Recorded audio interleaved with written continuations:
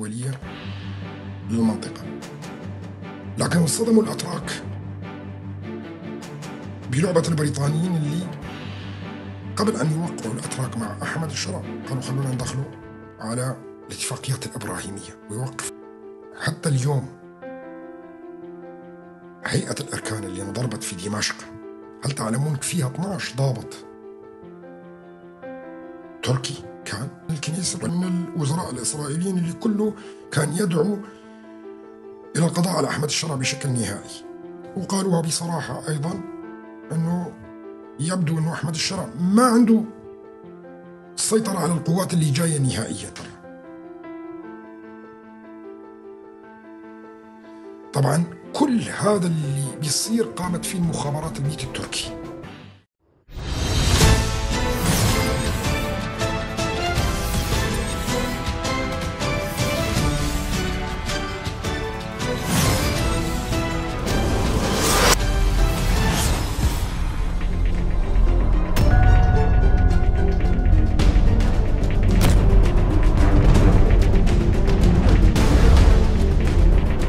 مرة أخرى كل الأخوة والأخوات مساء الخير، أسعد الله مساءكم جميعا. طبعا مقال سوريا على حافة الانقسام، صراع المشاريع وتضارب المصالح الدولية بقلم صلاح الدين الكردي.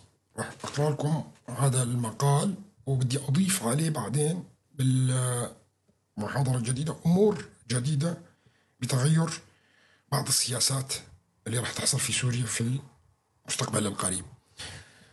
في المشهد السوري المعقد تتلقى مشاريع دولية وإقليمية متضادة وتصاغ التحالفات بمرونة غير مسبوقة في قلب هذا التعقيد.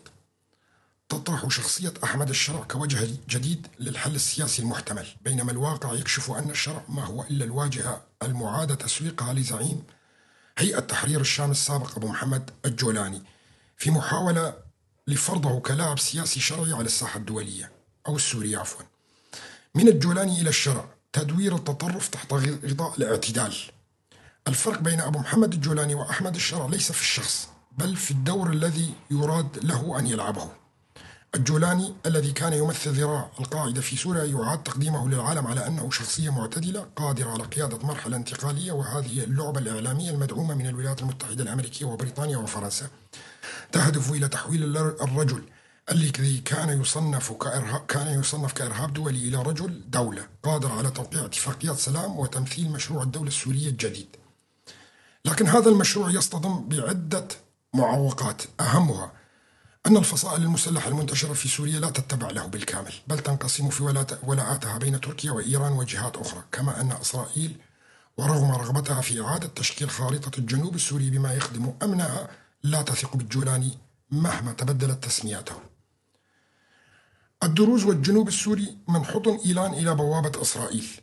السويداء ومحيطها من المناطق التي تشكل عقدة استراتيجية في مشروع إعادة رسم سوريا لأكثر من عقد. حافظ الدروز في الجنوب على علاقات قوية مع إيران التي دافعت عنهم في وجه النظام حين رفضوا إرسال أبنائهم إلى الجيش السوري، وفي المقابل كانت إسرائيل تراقب تطورات الجنوب وتعمل على إبقائه كمنطقة عازلة.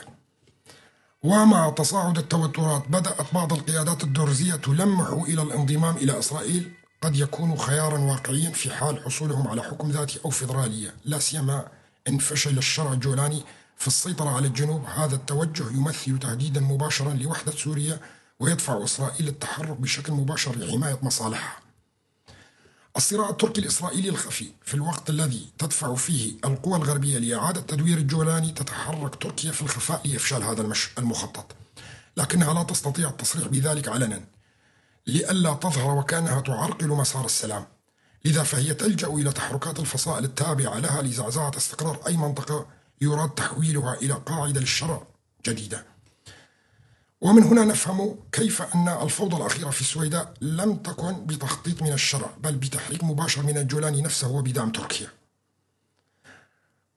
نحو تقسيم سوريا، التجارب التاريخية تعيد نفسها. ما يحصل في سوريا اليوم ليس معزولا عن التاريخ، مشابه في مناطق أخرى من العالم، فكوسوفو، جنوب السودان وتيمور الشرقية كانت جميعا أمثلة على دول خضعت لمشاريع تقسيم نتيجة حروب أهلية وتدخلات خارجية. واليوم تعاد كتابة هذا السيناريو في سوريا وسط غياب أي مشروع جامع.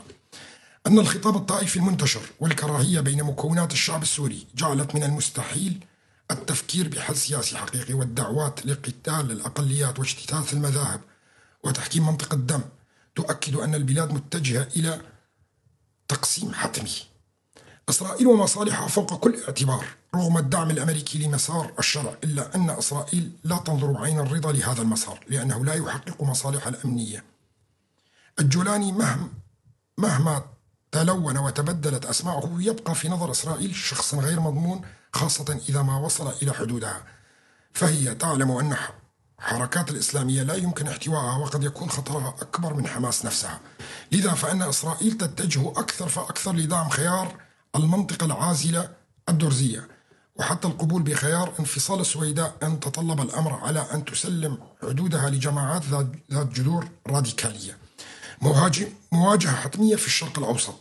سوريا ليست وحدها في هذا المسار، فالعراق وتركيا ولبنان وحتى إيران كلها مرشحة لصراعات مماثلة ترسم فيها الحدود بالدم والنار. فالمشاريع القومية الدينية والعرقية المتصادمة جميعا لا يمكن أن تتعايش إلا بعد حرب تعيد ترتيب موازين القوى. الخاتمة: نحن أمام مرحلة مفصلية من تاريخ سوريا والمنطقة بأكملها. محاولات فرض أحمد الشرع كشخصية معتدلة لن تفلح طالما أن ذاكرة السوريين والعالم لم تنسى من هو أبو محمد الجولاني، والتجارب أثبتت أن الدول لا تتغير بتغيير الأسماء بل بالمراجعات الجذرية للنهج والفكر.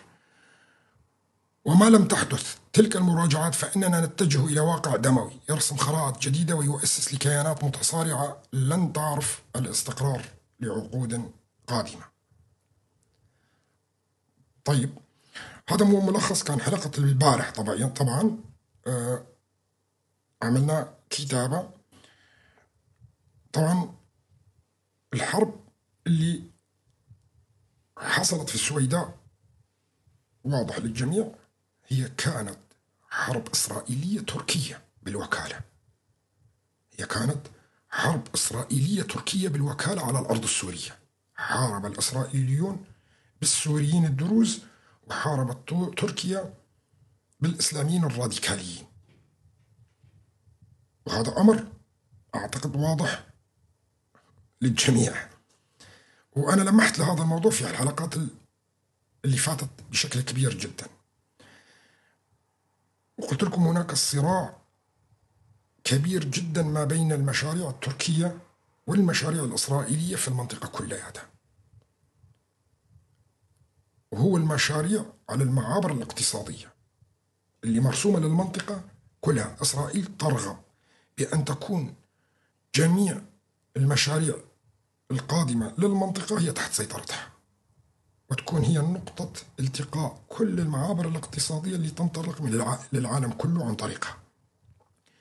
الأتراك لديهم طموح بأن يكونوا جزء من هذا المشروع، وتكون اسطنبول أيضا نقطة اقتصادية هامة، وتكون جزء من المشاريع اللي قادمة سواء من جنوب شرق آسيا أو اللي قادمة من مناطق الشرق الأوسط أيضا تمر بأراضيها. فاصطدموا كثير بمشاريع المشروع الروسي الإيراني التركي اللي كان يخطط له لسنوات طويلة جدا، المشروع الروسي التركي القفقازي اللي عم نشوف الصراع أيضا اللي موجود ما بين أذربيجان وأرمينيا، واللي حاولت الولايات المتحدة الأمريكية الآن أنه تجمع المتخاصمين لحتى تغلق كل المعابر على روسيا وتمنعها أنه تمد أنابيب الغاز مرة ثانية إلى تركيا. طبعا تركيا تتأرجح ما بين كل المشاريع اللي موجودة، ولم تنجح خلال ال8 سنوات اللي فاتت نهائيا. آخر مشروع هي توقيع مذكرة التفاهم مع العراق على مشروع التنمية اللي ما نجح أيضا. كان نقطة صراع كبير جدا، لأنه العراق كان يحاول أنه يعمل مشروع التنمية من الخليج، وتجي كمان نفس الشيء البواخر اللي تصب في ميناء مقصر ومنها سكك حديد وإلى تركيا، ومشروع التنمية اللي بتعرفوه طرق وطاقة وكابلات انترنت وكله اللي الأتراك كانوا يحاولون يوقعوا مع العراقيين هاي الاتفاقية. شفنا قبلها أيضا أحد الاتفاقيات واللي تحدثت عنها مطولا أيضا اللي حصلت ما بين الإيرانيين والأتراك قبل عامين، قبل أحداث لبنان و7 أكتوبر كلياتها، وحصل توقيع مذكرة تفاهم من 20 نقطة ما بين تركيا وإيران وقتها. وقلت لكم أيضا هذه لن تنجح،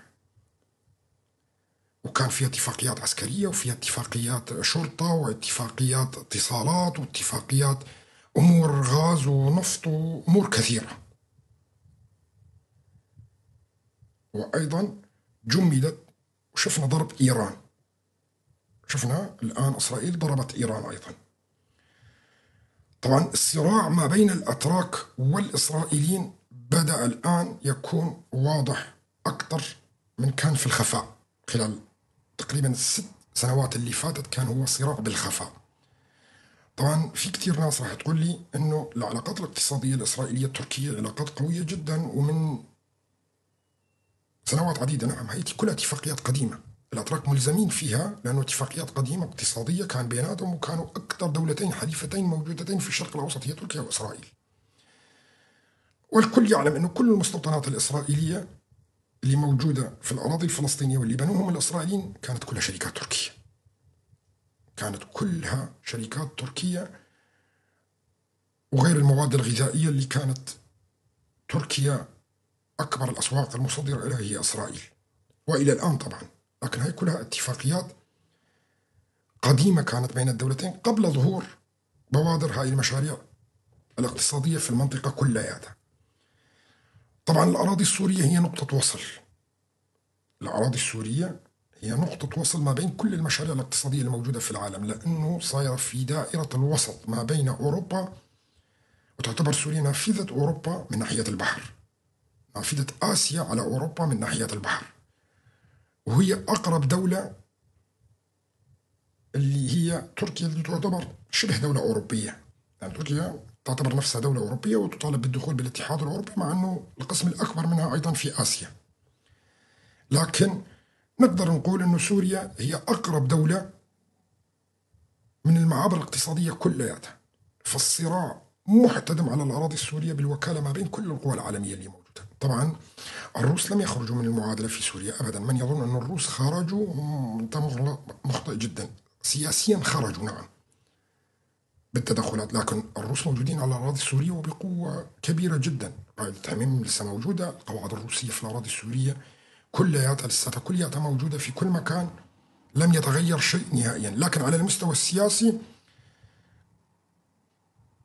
تظهر روسيا أنه هي غير موجودة في سوريا، وهذا بيفيد طبعا أحمد الشرع أيضا أنه يوهم الشعب السوري بأنه الروس غير موجودين في سوريا، وهذا كلام هراء وليس له أي أساس من الصحة. فالصراع اللي كان موجود اللي حصل في السويداء هو صراع بالوكالة ما بين الأتراك والإسرائيليين. طبعا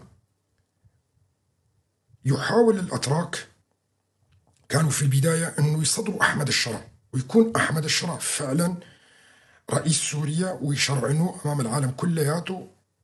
وشفنا الخارجية التركية اشتغلت بشكل كبير وذهابها على الدول العربية، وحاولت أنه تقدم أحمد الشرع على أساس أنه الشخصية البراغماتية لابس الطقم والجرافيته، واللي هو ترك الفكر الإرهابي الراديكالي وتحول من أبو محمد الجولاني إلى أحمد الشرع.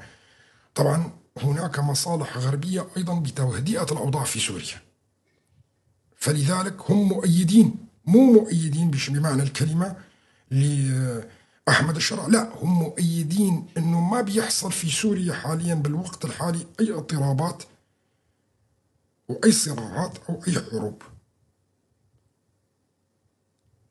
ليش؟ لأنه الآن هم بغنى عن هذا الموضوع، خصوصا عندهم موضوع أوكرانيا والروس لساتهم موجودين، وفي ترتيبات دولية كبيرة جدا لموضوع سوريا مؤجلة لمرحلة القادمة. فرأوا الأمريكان والبريطانيين والفرنسيين بأنه حتى ولو كان هذا ذو خلفية إرهابية كبيرة جدا، نستطيع أن نواصل معه في الوقت حتى نحافظ على الوضع الحالي اللي موجود كما كان بشار الأسد. فتم استبدال بشار الأسد بشخصية أحمد الشرع فقط. حتى شفتوا أنتوا تقريبا كل أو أغلب اللي كانوا مع النظام سابقا يعتمد عليهم أيضا أحمد الشرع في بعض الأمور المتعلقة بالاقتصاد، متعلقة بالأمن، متعلقة بأمور كثيرة جدا. فما فرق شيء نهائيا، بالعكس وضع المواطن السوري زاد سوءا بهاي العملية. لكن هذا ما بيهم الغرب نهائيا.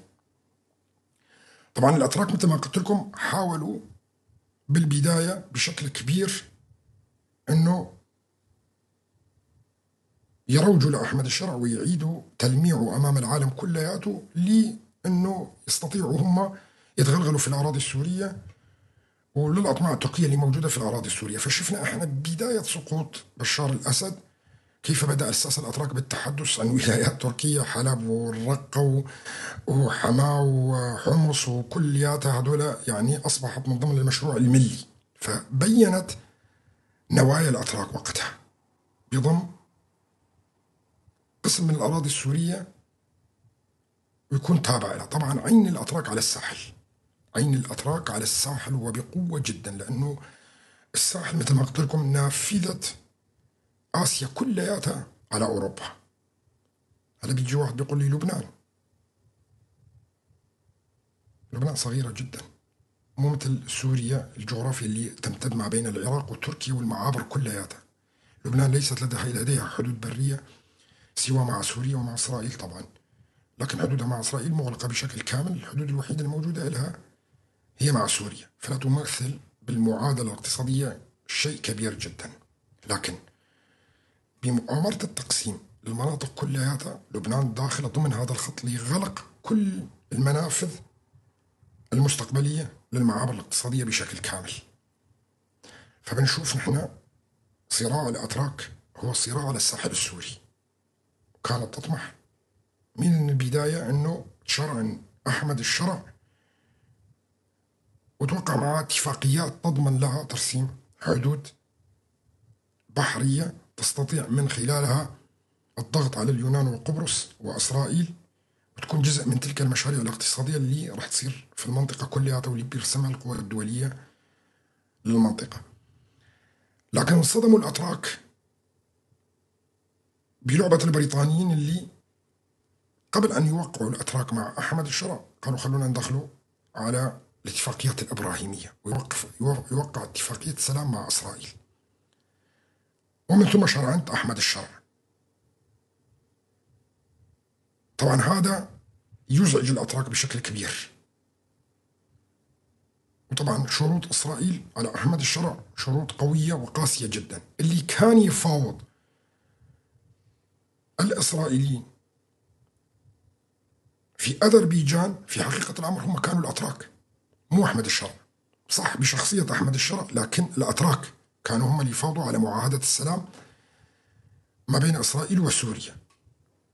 لكن وصلت إلى طريق مسدود، لأن الشروط الإسرائيلية كانت قوية جدا وما قبلت أي تواجد تركي على الأراضي السورية. وهذا كان الشرط الأساسي لإسرائيل على أحمد الشرع. طبعا هون أحمد الشرع ما بيقدر يقبل، لأنه القرار مو من عنده، من عند الأتراك، لأن الأتراك هم باعتينه يتفاوض. فشلون بده يقبل الأتراك أو يقولون لأحمد الشرع اقبل بأن نخرج نحن من سوريا بشكل كامل؟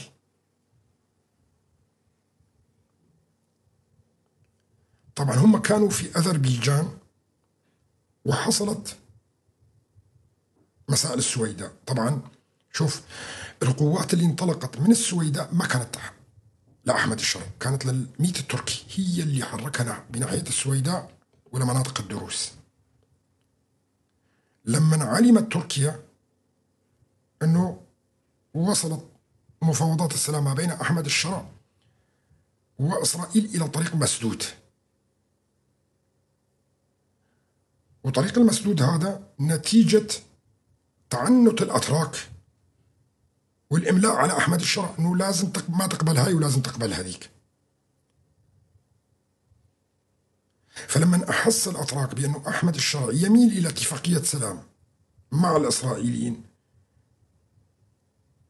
وما يأخذ بعين الاعتبار المصالح التركية أيضا في سوريا، حركت تركيا مباشرة الأذرع تبعيتها باتجاه السويداء. وكانت هاي الأذرع مجهزة بالأساس إذا حصلت اتفاقية سلام أنه تتجه نحو شرق الفرات. كانت فخلال ال3 أشهر اللي فاتت شفتوا أنتم كل المنصات والتابعين للميت التركي كانوا يروجون جايين على قصد بدنا ناخذ، بده يلقي سلاح وبده يعمل، بده يفعلوا في اتفاقية ما بين مظلوم عبده، جنرال مظلوم عبده وأحمد الشرع، ومن خلالها سيتم إلقاء السلاح. كانت الخطة كلها التركية بأنه إذا وقع أحمد الشرع اتفاقية سلام مع إسرائيل ستتوجه القوات هاي كلها اللي كانت متوجهة إلى السويداء إلى شرق الفرات. لكن وضع الحال اللي حصل في المفاوضات ما بين أحمد الشرع وإسرائيل وتعنت إسرائيل ضد المصالح التركية في سوريا جبر الأتراك بتحريك تلك القوات إلى السويداء لإفشال عمليات السلام بشكل كامل. فشفتوا أنتم، بدي أعطيكم دلائل على هذا الموضوع. الحركة اللي حصلت وذهاب القوات هاي كلها ما كانت قوات أحمد الشرع. حصلت حادثة بسيطة لواحد بياع خضرة في السويداء، يمكن قصة مثل هيك، وصار شجار ما بين بعض الدروز وهذا البدوي على عربانة خضرة، ضربوا بعض، تدخل بعض البدو، تدخل بعض الأخوة الدروز، تحولت إلى مسلحة نوعا ما. كان ممكن بكل سهولة حل الموضوع ما بين والخلاف ما بين هؤلاء وتحصل في كل مكان، لكن البروباغندا التركية عملت منها قضية كبيرة جدا، وأنه البدو كلهم يتعرضون للقتل وكذا، ويجب التحرك وحمايتهم ومساعدتهم. فتحركت كل القوات الراديكالية بأمر من الميت التركي نحو السويداء. بعدها جاء أحمد الشرع بقوات الهيئة اللي بيسمونها الأمن العام لتفض الخلاف ما بين الطرفين. هي مو بين البدو وبين الدروز، لا، بين القوات اللي ذهبت والراديكالية التابعة للميت التركي والدروز، لكن خرج الأمر من إيده، لأنه هنا أبو محمد الجولاني كان أقوى من أحمد الشرع نفسه، فخرجت الأمور من إيده.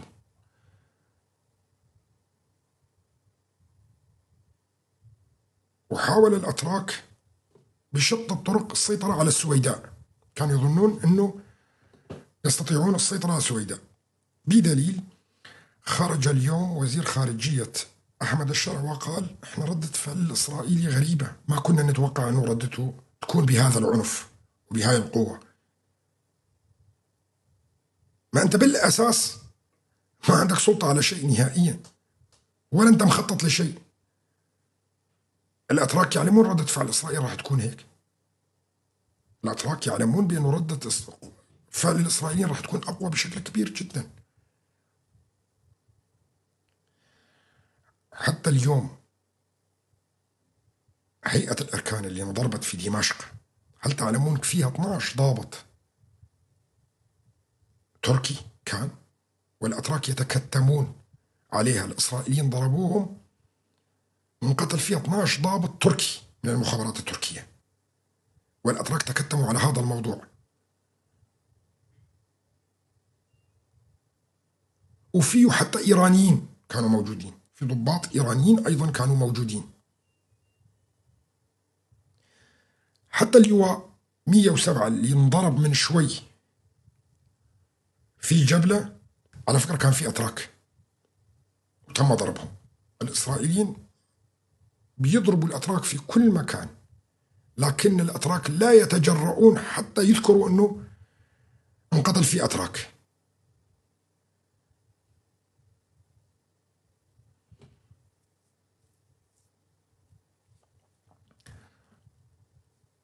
الأتراك يعلمون تماما أنه من دون اتفاقية سلام مع إسرائيل لا يمكن لأحمد الشرع أبدا بأي شكل من الأشكال أنه يتشرعن ويصبح رئيس سوريا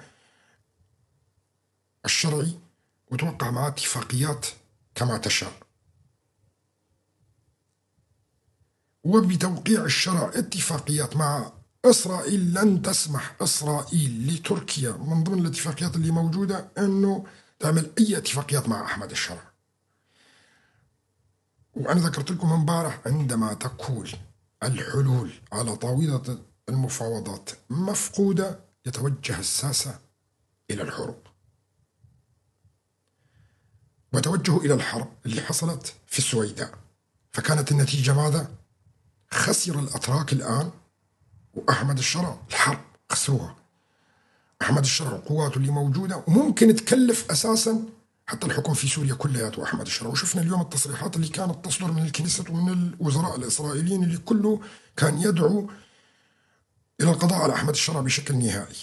وقالوها بصراحة أيضا أنه يبدو أنه أحمد الشرع ما عنده سيطرة على القوات اللي جاية نهائيا. وأبلغوا الأمريكان بأنهم سوف يقومون بضرب الحكومة السورية بشكل كامل، هذه المؤقتة الموجودة، وإنهائها. وطالبوا من الأمريكان عشان تعرفوا كمان تحريك قوات سوريا الديمقراطية نحو دمشق أثناء الضربة الإسرائيلية لحتى تسيطر على الوضع. لكن الأمريكان رفضوا الآن هذا الموضوع. وما تحرك قوات سوريا الديمقراطية امبارح إلى الرقة وريف دير الزور بأرطال كبيرة جدا وأعداد كبيرة، وإلى دير حافر ومسكنة، ما كان إلا إذا جاهم الإعاز بيفوتوا بيسيطروا على حلب وبيسيطروا بالبادية على الشام. شفنا اليوم أيضا الموساد الإسرائيلي ينشر فيديو لقسد. الساسة الإسرائيليين من شوي طلعوا وقالوا بالنسبة لنا كمان قوات سوريا الديمقراطية رح نتعامل معها مثل الدروس يلي بيقرب منها بدنا نضرب. حكوها بشكل واضح وصريح.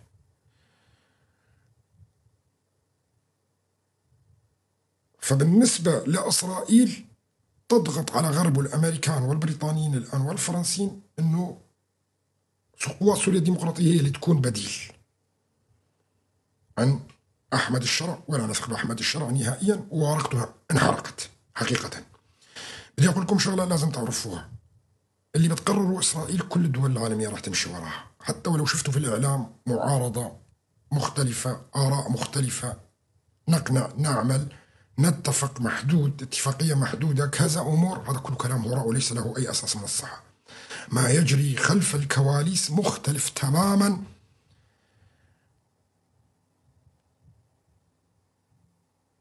عن اللي يخطط له. وأنا بقول لكم إياه، يخطط من قبل إسرائيل أنه يسيطر على الساحل وحلب ودمشق قوات سوريا الديمقراطية. وشفنا الضربات اللي على الساحل اللي حصلت مؤخرا، وهذا بدأ صار أمر واضح جدا. هلا إقليم الدرزي أصبح بشكل واضح، وراح تبلش القوات الإسرائيلية العسكرية على الأرض أيضا بالدخول لأخذ أجزاء من درعا. وحشدت إسرائيل قوات عسكرية كبيرة جدا الآن على حدود درعا. هذا الحديث حكيته قبل 3 سنوات، السيطرة على الجنوب السوري بشكل كامل. واليوم الأمريكان طالبوا أحمد الشرع بالانسحاب حتى من درعا، مو بس السويداء على فكرة، بس طلع على الإعلام إنه الانسحاب من السويداء وكذا، لا، الانسحاب من الجنوب السوري بشكل كامل. ولن ترضى إسرائيل إلا بالانسحاب من الجنوب السوري بالكامل. درعا والسويداء وقنيطرة ممنوع يكون فيها واحد من الحكومة السورية المؤقتة. وهذا أمر أبلغه نتنياهو للأمريكان، ووافق الأمريكان على هذا الموضوع مقابل وقف الضرب الآن في المرحلة الحالية، لكن هو اتفاق محدد كما ذكره روبيو. ستعمل إسرائيل على الساحل. طبعا هنا الفرنسيين يميلون إلى الإسرائيليين، الفرنسيين يميلون إلى الإسرائيلي بشكل كبير. سيطلب من أحمد الشرع بعد فترة، طبعا هنا ينفذ ما ينفذ، هذا كلام مختلف مشان تعرفوا، لكن هنا أنا بقول لكم من أحمد الشرع وليس أبو محمد الجولاني اللي راح يعارض أبو محمد الجولاني. سيطلب من أحمد الشرع أيضا الانسحاب من الساحل السوري، وراح تدخل وتفعيل الملفات اللي موجودة. يعني أنا الآن سؤال، يطالبون أحمد الشرع الآن بمحاسبة اللي عملوا جرائم في السويداء وانتهى، واللي عملوا الانتهاكات كلياتها. طيب وين الجرائم اللي عملت في الساحل؟ وين اللجنة هاي؟ كيف بدهم يحاسبوا هؤلاء؟ لا يستطيع أحمد الشرع محاسبة أحد أبدا في سوريا، وليست لديه القدرة، لأنه لن يسمح له أبو محمد الجولاني وجماعة الراديكاليين اللي تابعين لأبو محمد الجولاني. فلذلك راح يفعلوا هاي الملفات اللي موجودة، ملفات الساحل والجرائم اللي حصلت في الساحل، وسيتم الضغط عليه. اليوم شفنا الكونغرس الأمريكي يعيد قانون قيصر مرة ثانية إلى وزارة الخزانة الأمريكية، وكان ذاهب إلى الكونغرس مشان يقوم التصويت عليه وخلاص بدهم يرفعوا العقوبات. طبعا إعادة القانون مرة أخرى راحت لشهور، وتحججوا أنه في شغلات ثغرات وأمور وكذا وهي، لا، لأنه هذا الطلب من نتنياهو كان واضح. فشلت المفاوضات في باكو أذربيجان، فحصل كل اللي حصل وانسحب الملف، رفع العقوبات عن سوريا أيضا.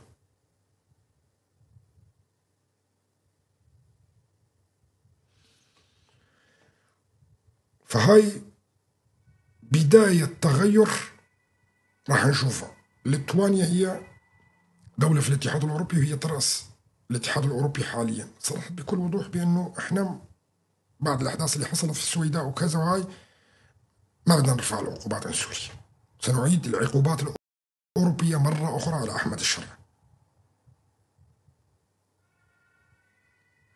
طبعا كل هذا اللي بيصير قامت فيه المخابرات الميت التركي، ما بدهم أحمد الشرع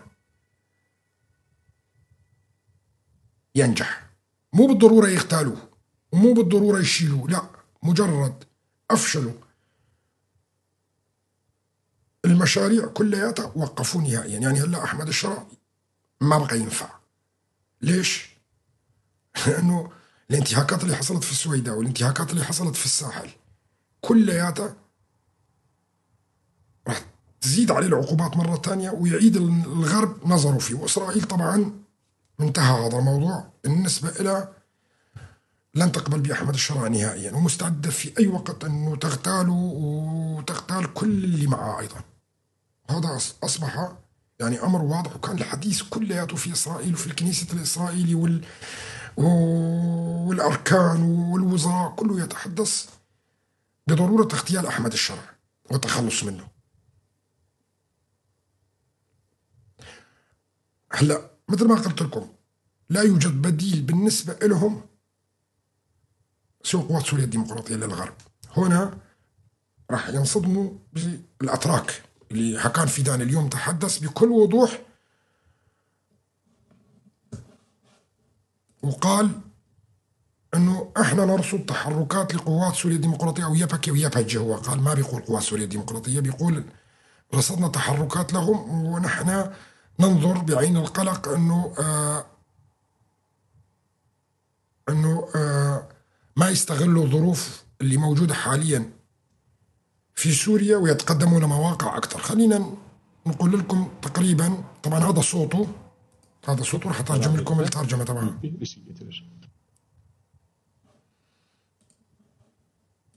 YPG'nin bir takım hareketlilik içerisinde olduğuna ilişkin duyumlar da alınıyor. Onlara da mesajımız, aman diyeyim, yani buradaki karışıklığı fırsat bilip yani istenmeyen bir duruma girişmesinler. Var olan kritik ve hassas süreci. طيب هنا لساته يعادي قوات سوريا الديمقراطية ووحدات حماية الشعب وقال نتلقى شائعات عن نشاط وحدات حماية الشعب خلال اشتباكات السويداء. دعوني أقول لهم رسالتنا هي عدم استغلال الفوضى هنا كفرصة والوقوف في موقف غير مرغوب فيه. على العكس، وفقا للصحفي الكردي سنان جودي، فإن عصابات هيئة تحرير الشام المدعومة من حزب العدالة والتنمية تنشط في جرابلس إلى دير الزور.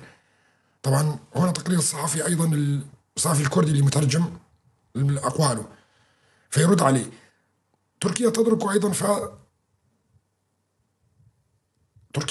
أيضا بأن روج آفا بالنسبة لإسرائيل وأمريكا هي خط أحمر. وقد قرر السيد أوجلان وحزب العمال الكردستاني بذلك أيضا. وحدات حماية الشعب لا تشمل تهديدا للجمهورية التركية. أقر القائد عبد الله أوجلان عندما قال لهم لا ترموا السلاح، فقال إنه وحدات حماية الشعب وروج آفا ليس ضمن الاتفاقية. أقر السيد أوجلان وحزب العمال الكردستاني بذلك أيضا. وحدات حماية الشعب لا تشكل تهديدا للجمهورية التركية. ساحة المعركة هي روج آفا فقط. لذا على باختشلي أو من يثير كلامه أن يسكت هذا المهرج وزير الخارجية ويجبره على الاستسلام، وإلا فتنتهي هذه العملية بشكل كامل، ويقصد فيها عملية السلام. فالصحفي الكردي اللي هو قريب من باكاكي يقول لهم أنه اتفاقية القائد عبد الله أوجلان أو رسالة القائد عبد الله أوجلان ليس معني فيها لا اليابكي ولا اليابتش، وهذا أمر ما بيخصنا نحن يعني نهائيا. فعليكم إسكات هذا المعتوه في دان، وإلا أنه سوف تنسف عملية السلام بشكل كامل مع تركيا. هذا ما له علاقة نهائيا. طبعا هنا أحس الأتراك بخطورة الموقف بالنسبة لهم، لأنه يبدو أن الدول العالمية الآن تعمل على أن تكون البديل أو الشريك على الأقل هي قوات سوريا الديمقراطية. وتصريحات باراك مفهومة للغاية. قال بأن ليس لقوات سوريا الديمقراطية إلا طريق واحد وهو دمشق. الكل فهمها أن قوات سوريا الديمقراطية لازم تروح على دمشق وتقدم الطاعة. لا قوات سوريا الديمقراطية يجب أن تذهب إلى دمشق فعلا، لكن بطريقة مختلفة، ليس باللي كانوا يظنوه الثانيين. تطالب إسرائيل الآن بشكل واضح وصريح من الولايات المتحدة الأمريكية بأن تكون البديل بشكل كامل لسوريا هي قوات سوريا الديمقراطية، بديل لأحمد الشرع. هل سينجح الإسرائيليين في إقناع الولايات المتحدة؟ وهذا من صالحها بشكل كبير جدا. ليش؟ اسألوني ليش من صالح إسرائيل أنه قصد تستلم بدلا من أحمد الشرع ويكون لها دور كبير في الحكومة السورية؟ لأنه مستحيل قصد تقبل بأي اتفاقيات مع تركيا إذا كانت ضمن الحكومة السورية أو هي المسيطرة. مو لأن إلها الأمان، لا، لأنه قصد لن توقع مع الأتراك إذا كانت بالحكومة أي اتفاقات. فمصالح تركيا كلياتها رح تذهب أدراج الرياح. فلذلك الإسرائيليين مصممين أنه من يحكم سوريا في المستقبل هو قوات سوريا الديمقراطية، لأنه بيحقق مصالح وقادرة معها توقع اتفاقية سلام أيضا، وينقطع أيدي الأتراك في سوريا، أو سوف تقوم بتقسيم سوريا إسرائيل نفسها. نعم، إذا كان الصراع قوي وما نجحت إسرائيل بأنه قوات سوريا الديمقراطية تكون شريك في الحكومة القادمة أو تستلم الحكم بدل من التنظيمات الراديكالية الموجودة في سوريا، وكان الأمر صعب لقبول الشعب السوري كلياته، ستضطر إسرائيل إلى تقسيم سوريا. وهذا أحد الأجزاء اللي من زمان أتحدث فيه ولم أكشف بشكل واضح. اليوم بوضح لكم إياه بشكل واضح. هلا كتير فهم أن قوات سوريا الديمقراطية ستستلم الحكم في دمشق. لا، ربما لا تنجح، لأنه الطبيعة الديمغرافية للشعب السوري صعب جدا بده يصير حروب كتير كمان هون. إذن الحل الثاني أمام إسرائيل لا يمكن بوجود هاي الحكومة الراديكالية واليد التركية اللي متغلغلة في سوريا بشكل كامل إلا بتقسيم سوريا وبتر يد تركيا.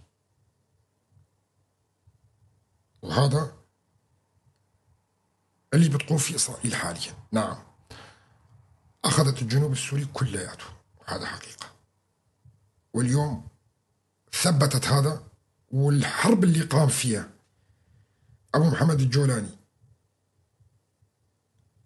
في السويداء خدمتهم، لأنه خلص هلا أقليم السويداء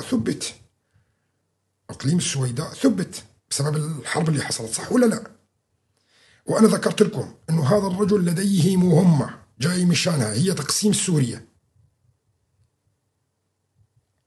وهي هاي تقسيم سوريا من دون ذريعة وجرائم، ويعمل ذريعة للإسرائيلي اللي يدخل. شلون بده يتقسم؟ شلون بدها تقسم؟ هذا هو عمل أبو محمد الجولاني اللي متنكر بشخصية أحمد الشرع حاليا. هذا هو العمل اللي بيقوم فيه. فالآن سيطلب طلب من الأمريكان، طلبوا من أحمد الشرع الانسحاب من السويداء، الانسحاب من الجنوب، من درعا عفوا، وأساسا القنيطرة مسيطرة عليها إسرائيل، ذهب الجنوب بشكل كامل، انتهى، سيطرت عليه. هلا القانون الدولي شو بيقول لك؟ حتى اليوم لمح عليها الإسرائيليين والدروز أيضا، قالوا لك إذا إحنا ما عندنا إقليم مستقل تماما عن هذول وبسقف عالي جدا، نحن سننضم إلى إسرائيل. طبعا هذا المادة 52 من ميثاق الأمم المتحدة يضمن لأهل السويداء إجراء استفتاء وانضمام إلى إسرائيل أيضا، وهذا واضح. لكن إسرائيل ما راح تترك الساحل السوري، مشان تعرفوا، لا هي ولا فرنسا. وبالنهاية الأمريكان والبريطانيين راح يقبلوا بهذا الأمر أيضا، لأنه ما يعني هم بيروجوا أحمد الشرع، لحتى البريطانيين بيهمهم كتير تهدئة الوضع حاليا، لأنه عندهم مشكلة في أوكرانيا. أكثر من مؤيد لزيلينسكي ومؤيد لأوكرانيا مين؟ مو بريطانيا؟ هي العداء الأكبر لروسيا. فهي ما بدها تخربط الأوراق حاليا الموجودة في الشرق الأوسط ويصير جبهات أخرى مفتوحة بشكل كبير بسبب أوكرانيا.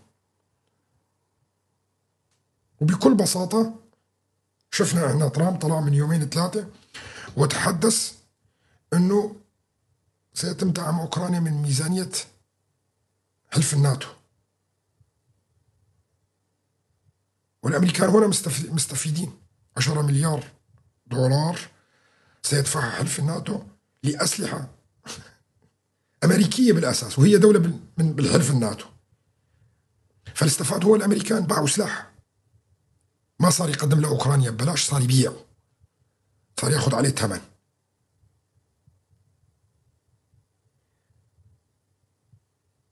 ومثل ما قلت لكم، قبل أن يصل نتنياهو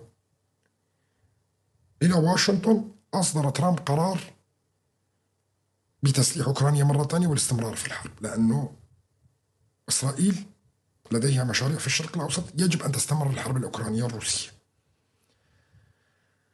الشغلة الهامة للغاية مرة ثانية أعيد لكم إياها، وأنا قلتها كتير وصار سنتين بكررها: لا يمكن لنتنياهو أن يستمر من دون حرب. فشفتوا أنتم، راح لإيران، رجع، أول شيء غزة، بعدين لبنان، بعدين راح لإيران، بعدين راح لليمن ورجع مرة ثانية، وراح لليمن، اجى لسوريا، ضرب سوريا ورجع لسوريا مرة ثانية. لا يمكن الاستمرار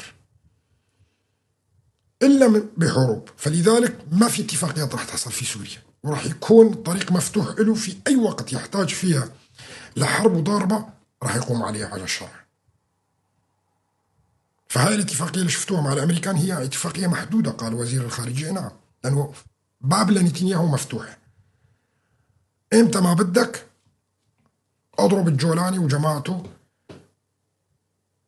مشان ما تروح لي على إيران وتروح لي على مناطق تانية بعيدة حاليا وتلخبط لي أوراقي كمان.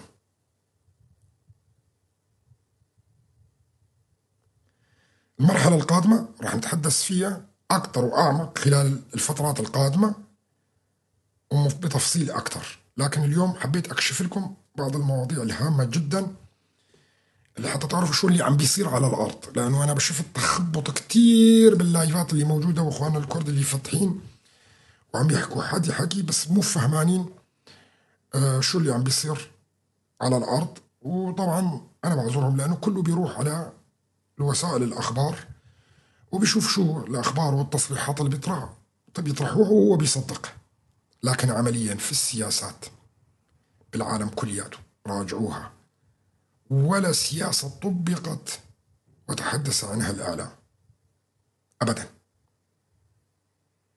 ولا حرب حصلت وتحدث الإعلام عنها قبل.